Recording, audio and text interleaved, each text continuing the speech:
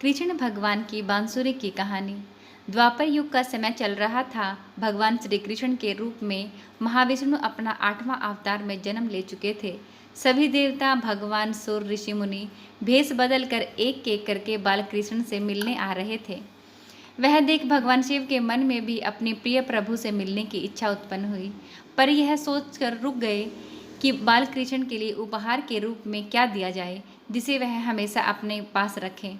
तब शिव जी को याद आया कि उनके पास महान ऋषि दधीचि की वज्र की अस्थि रखी हुई है। ऋषि दधीचि वह ऋषि हैं जिन्होंने राक्षस एवं असुरों के संहार के लिए अपनी आत्मा त्याग कर अपनी वज्र की हड्डियां देवताओं को दान दी, जिसे ऋषि विश्वकर्मा ने कुछ हथियार भी बनाए थे। उस बची हुई एक हड्डी को तराश कर भगवान शिव जी ने एक अत्यंत सुंदर बांसुरी बनाई। फिर जब वह बालक भगवान कृष्ण से मिले तब उन्होंने वही बांसुरी उन्हें भेंट कर दी। वो सुंदर भेंट श्री कृष्ण भगवान को बहुत पसंद आई। शिव और कृष्ण भगवान के बीच स्नेह देखकर उस दिन देवताओं ने भगवान कृष्ण को बांसुरी वाला इस नाम से गौरवान्वित किया। उसी बांसुरी को ही कृष्ण भगवान ने के अपने अवतार काल में अधिकतम समय हमेशा अपने साथ रखा। तो यही थी कृष्णा के बांसुरी की कहानी। भगवान श्री कृष्ण के सिर दर्द की कहानी। द्वापर युग में घटित कृष्णा और राधा की कहानियाँ कौन नहीं जानता। उस वक्त देवताओं में यह चर्चा थी कि राधा ही भगवान कृष्ण को सबसे बड़ी भक्त है, पर इस बात से एक व्यक्ति सहमत नहीं थे और वह थे नारद मुनि। वह अपने आप को ही भगवान कृष्ण का सबसे बड़ा भक्त मानते थे, पर देवताओं में राधा रानी के विषय में चर्चा सुनकर उन्हें जलन महसूस होने लगी। नारद मुनि के स्वभाव से भगवान कृष्ण भी अच्छी तरह अवगत थे। एक दिन नारद मुनि कृष्ण भगवान से मिलने द्वारकापुरी गए थे। उन्हें आता देख भगवान श्री कृष्ण अपना सिर पकड़कर बैठ गए। मुनिवर ने उन्हें देखते ही पूछा, क्या हुआ प्रभु, आप यूं सिर पकड़कर क्यों बैठे हैं? उस पर द्वारकाधीश ने उत्तर दिया, मुनिवर, आज हमें सिर से बहुत पीड़ा हो रही है।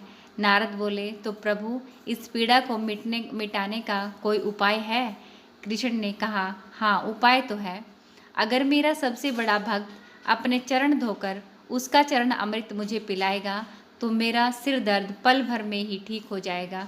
कृष्ण की मुख से यह उपाय सुनकर कुछ पल के लिए मुनिवर सोच में पड़ गए कि हूँ तो मैं ही सबसे बड़ा भक्त, लेकिन अगर मैं अपने पैर धोकर उसका चरण अमृत प्रभु को पिलाऊंगा तो मुझे नरक जाने जितना महापाप लगेगा।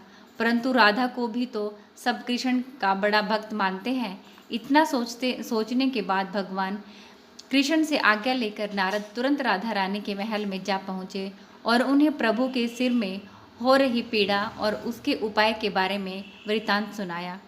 वह सुनकर राधा रानी ने एक क्षण का भी विलंब न करते हुए अपने चरण धोकर उसका अमृत एक कटोरी में नारद मुनि के हाथ में लाकर दिया और कहा, मुनिवर, मैं नहीं जानती कि मैं भगवान कृष्ण की कितनी बड़ी भक्त हूँ, पर मैं अपने ईश्वर आराध्य को पीड़ा में नहीं देख सकती।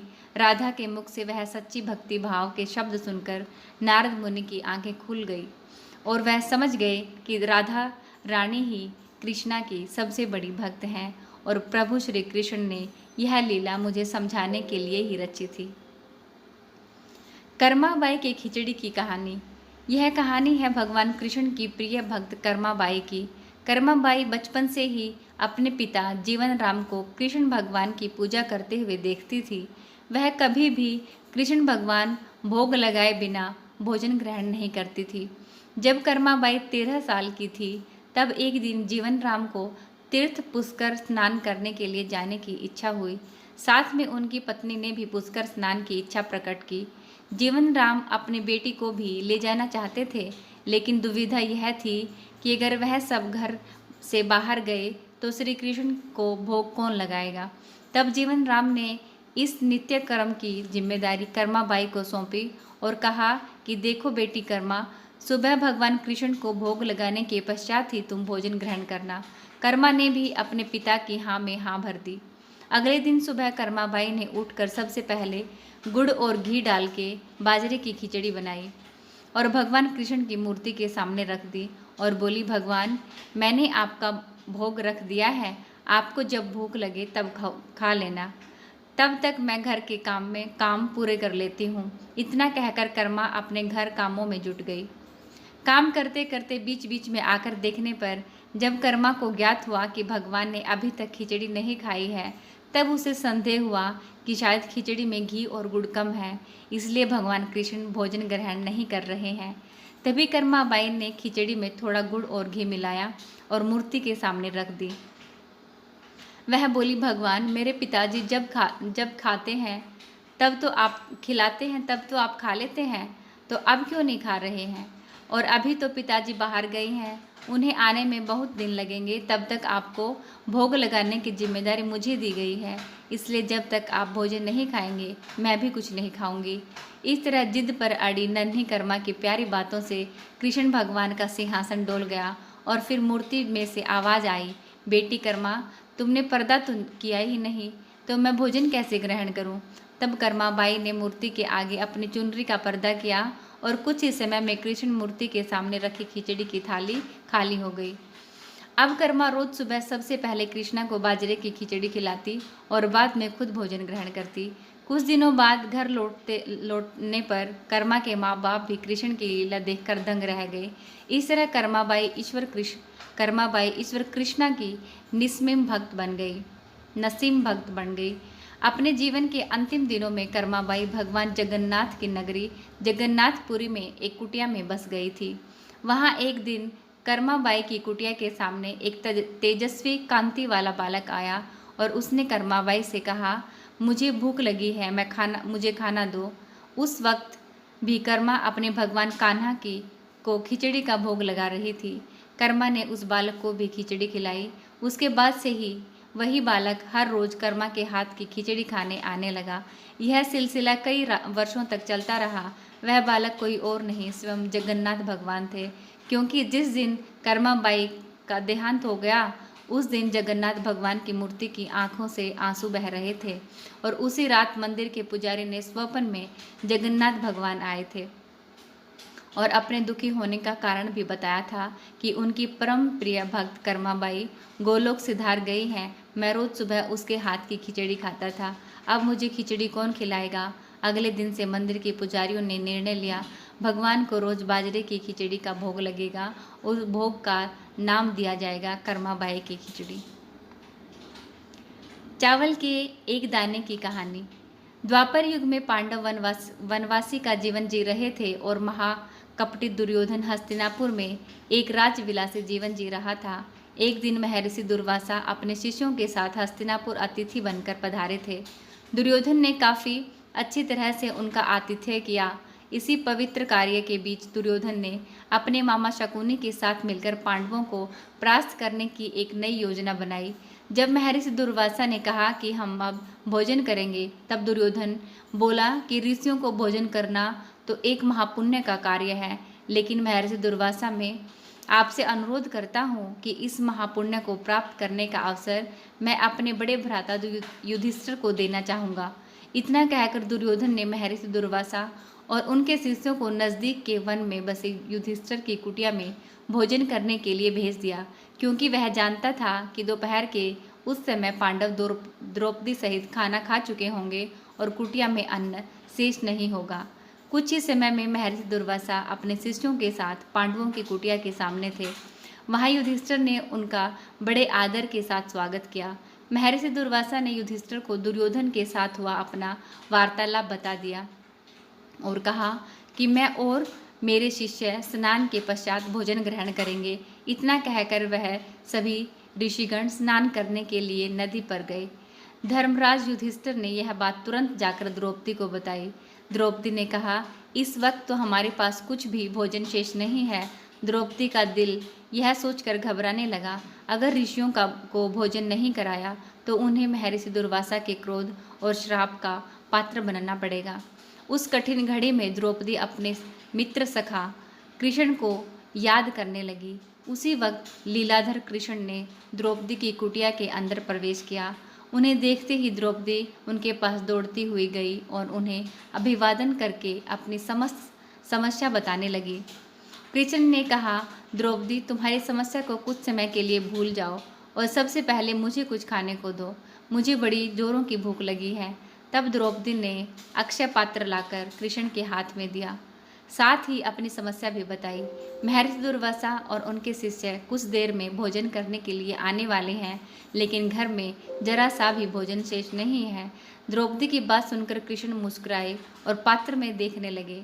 उस पात्र में चावल का सिर्फ एक दाना बचा था। वह देखकर भगवान कृष्ण बोले, ये क्या, इसमें तो बहुत खाना बचा है।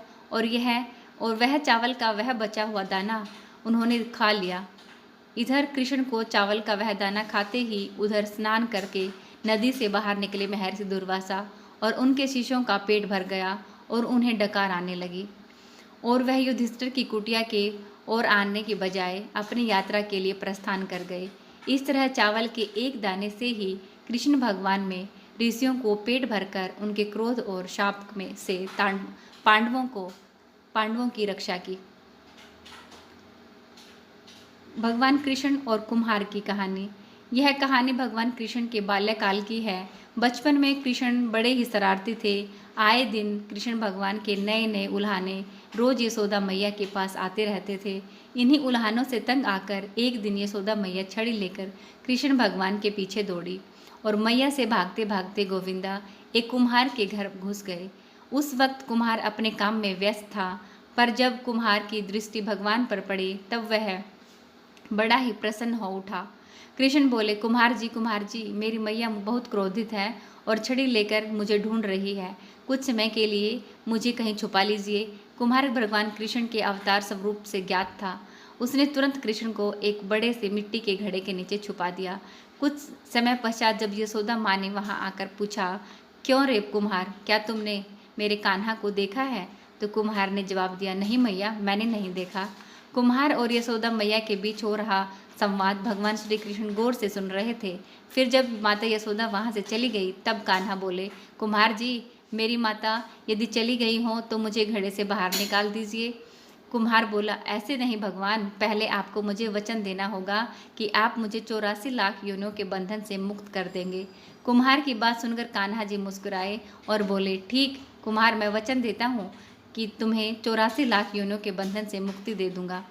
अब तो मुझे बाहर निकालो। कुम्हार बोला, मुझे अकेले को नहीं महाप्रभु, मेरे पूरे परिवार को भी 84 लाख योनियों के बंधन से मुक्त करने का वचन दीजिए, तो ही मैं आपको घड़े से बाहर निकालूंगा।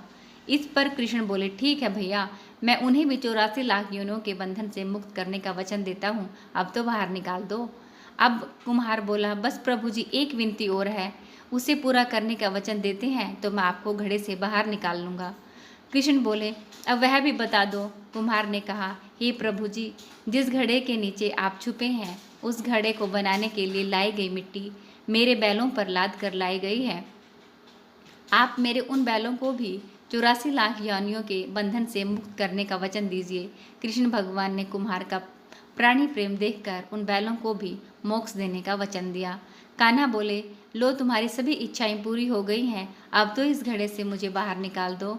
इस बार कुम्हार बोला, अभी नहीं भगवान, बस एक अंतिम इच्छा शेष रह गई है और वह यह है कि जो भी जीव हम दोनों के बीच हुए इस संवाद को सुनेगा उसे भी आप इस जन्म और मृत्यु के चक्र से मुक्ति कर देंगे।